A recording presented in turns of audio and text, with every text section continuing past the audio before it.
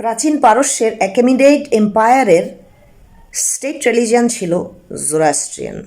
জোরাস্ট্রিয়ান মানে পার্সি ধর্ম সিম্পলি। এবং অ্যাকেমিনেইড এম্পায়ারের পরে যখন গ্লোরিয়াস সসানিয়ান এম্পায়ার হলো, তখন জোরাস্ট্রিয়ান ধর্মটা আরও বেশি জোরালো হলো। এবং জোরাস্ট্রিয়ান ধর্মটা একটা লোক যে জোরাস্ট্রিয়ান ধর্মকে এক ঈশ্বরবাদে এনেছে, সেই লোকটা নিজে ছিল একটা পুরোহিতের ছেলে। তার নাম ছিল জারাথুস্টার। জারাথুস্টারকে পার্সি ধর্মে একটা নবী মনে করা হয়।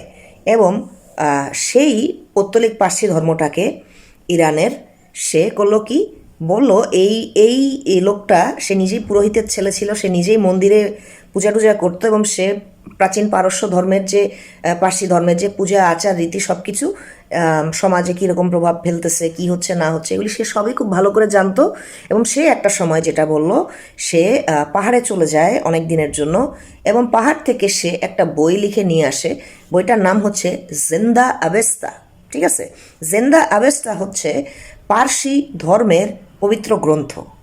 এখন আমরা জানি যে ধর্মগ্রন্থ মানুষেরই লেখা, কিন্তু প্রত্যেকটা ইতিহাস যদি আমরা দেখি, ইতিহাসে আমরা দেখব বিভিন্ন পুরুষ মানুষ বিভিন্ন সময় বিভিন্ন ধর্ম বানাইছে। বানানোর পরে বানানোর সাথে সাথে তারা একটা করে বই রাখছে ধর্মের, এবং তারা দাবি করছে যে এই বইগুলা কোনো একটা সৃষ্টিকর্তা থেকে নাজিল হয়েছে। আসলে বইগুলা তাদেরই নিজের মাথা থেকে আইডিয়া, এবং নামটা দেয় এক ঈশ্বরের। ঠিক আছে, জিনিসটা তো এইভাবেই জোরাস্ট্রিয়ার বা জারাথুস্টার কী করলো, জিন্দা আবেস্তা নামে এক বই আনলো। বইটা এনে সে সবাইকে দিল, দিয়ে বলল যে এখন থেকে এতগুলা দেবদেবতার পূজা আমরা আর করব না, শুধু আহুরা মাজদাই একমাত্র দেবতা, আহুরা মাজদাকেই পূজা করতে হবে। এবং আহুরা মাজদা যেহেতু জারাথুস্টার দেখলো যে আহুরা মাজদা যেহেতু সমস্ত দেবদেবতার উপরে, তো সে ডিসাইড করলো কি যে আহুরা মাজদাকেই চুজ করে রেখে দেওয়া উচিত, বাকিগুলা তেমন একটা মুখ্য না, ওগুলা ওগুলা বাদ দিয়ে দিল সে। ঠিক আছে, এবং সে একটা খারাপ যে এনার্জি যেটা আংরামানু, এই খারাপ এনার্জিটাকে সে রেখে দিল সংস্কার করার সময়, যে মানুষের যাতে মোরালিটি থাকে, মানুষের যাতে ভালো মন্দ বিচার করার একটা গাইডলাইন থাকে, সেজন্য আহুরা মাজদার পাশাপাশি আংরামানু যে অপদেবতা, এই অপদেবতাকে খুব দরকার। সেজন্য সে কী করলো, এই যে ইন আর ইয়াং এই ধারণাটা জোড়া দিয়ে চাইনিজদের মতো, চাইনিজ তাও ধর্মের মতো করে সে আহুরা মাজদা আর আংরামানুকে নিয়ে একটা ডুয়েলিস্টিক নেচারের সে একটা কনসেপ্ট তৈরি করে দিল, এবং বলল যে এইভাবেই তোমরা এখন থেকে পার্সি ধর্ম পালন করবে। এই যে বাকি সব গডগুলা ছিল, যে ভিত্র ছিল, তারপরে হচ্ছে আনাহিতা ছিল, তারপরে সিরিয়াস ছিল, এদেরকে বাদ দিয়ে তোমরা শুধু আহুরা মাজদার টেম্পেলে আগুন জেলে পূজা করবে। আর আংরামানুর মতো যাতে তোমরা খারাপ না হয়ে যাও, সেজন্য তোমরা চেষ্টা করবে সব সময় আংরামানুরকে দেখে ভালো থাকার, এবং আহুরা মাজদাকে দেখে একটা উত্তম জীবনযাপন করার চেষ্টা করবে।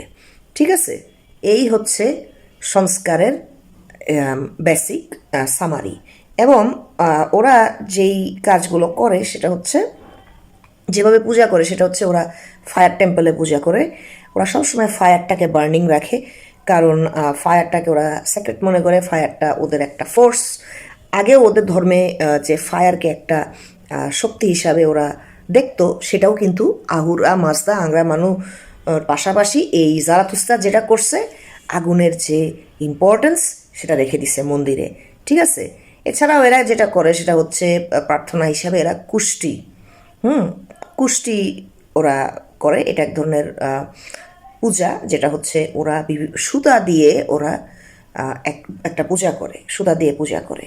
এবং ওরা অনেক প্রাচীন একটা ধর্ম যেহেতু, ওরা কিন্তু আগুনে পুড়াইতো না, আগুনেও ওদের মরাকে পুড়াইতো না এবং কবরও দিত না। ওরা যেটা করতো, ওরা মনে করতো অনেক আগের ধর্ম তো, 4000 6000 বছরের পুরনো একটা ধর্ম, মানে বুঝতেই পারতেছেন কত পুরানো, 5-6 হাজার বছরের পুরনো।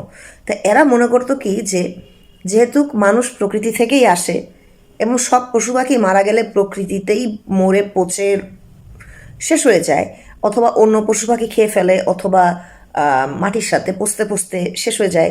তো এরা মনে করতো কি মানুষকেও এইভাবেই মরার পরে ফেলে রাখা উচিত, যে ও প্রকৃতির মধ্যে মিশে যাবে। তো ওরা যেটা করতো সেটা হচ্ছে the tower of silence. Tower of সাইলেন্সের মানে হচ্ছে এক ধরনের টাওয়ার বানাইতো, যে টাওয়ারে ওরা ওদের মৃত দেহগুলাকে রেখে আসতো, আর এই মৃত দেহগুলাকে শকুন, চিল, কাক কুড়ে খেত, খেয়ে শেষ করে দিত। ঠিক আছে, ওরা কবর দিত না।